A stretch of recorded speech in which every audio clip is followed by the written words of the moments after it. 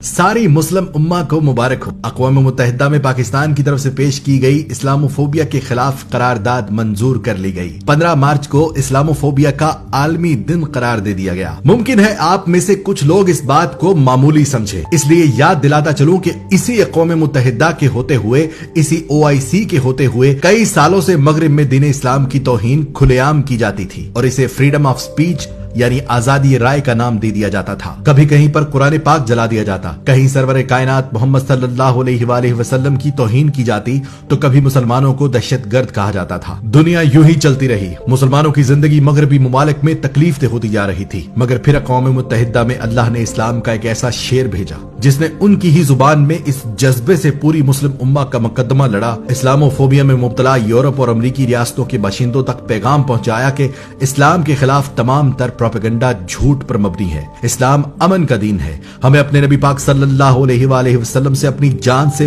بڑھ کر محبت ہے، اور جب تم ان کی شان میں گستاخی کرتے ہو تو ہمیں تکلیف ہوتی ہے۔ اللہ کا شکر ہے کہ میرا وطن وہ حق ادا کر رہا ہے جس کی وجہ سے یہ وجود میں آیا تھا۔ کلمے کے نام پر بننے والا یہ پاکستان اپنے مطلب کی بنیاد پر کھڑا ہے کہ لا الہ الا اللہ محمد الرسول اللہ، یہی نعرہ اقوام متحدہ میں لگایا گیا تھا۔ اس منظر کو آج بھی یاد کریں تو سحر طاری ہو جاتا ہے۔ لا الہ الا اللہ، there is no God but one and we will fight۔ جیسے سوچا جائے تو کون ہے یہ عمران خان؟ آپ کی طرح میری طرح ایک عام پاکستانی، اردو زبان بولنے والا۔ پھر کیا کیا اللہ نے؟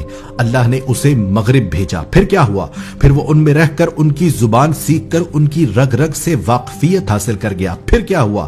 پھر اسے 9 سال تک یہ مقام دلایا کہ وہ بریڈفورڈ یونیورسٹی کا چانسلر بن کر ان انگریزوں کو ہی پڑھاتا رہا۔ پھر کیا ہوا؟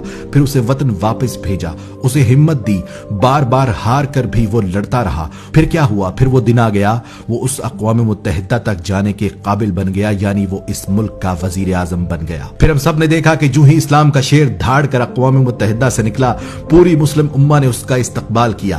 وہ ہمت کوئی اور نہیں کر سکتا تھا، کیونکہ ان الفاظ میں یہ مقدمہ لڑنے کے لیے اسے پوری زندگی چیلنجز سے گزار کر فولاد کی طرح مضبوط اعصاب سے نوازا گیا۔ وہ پروردگار جو ابابیلوں سے ہاتھیوں کو بھی شکست دیتا ہے، وہ خوب جانتا ہے کہ کس دور میں کون جرت مند ہوگا، کون حق پر ڈٹ سکے گا۔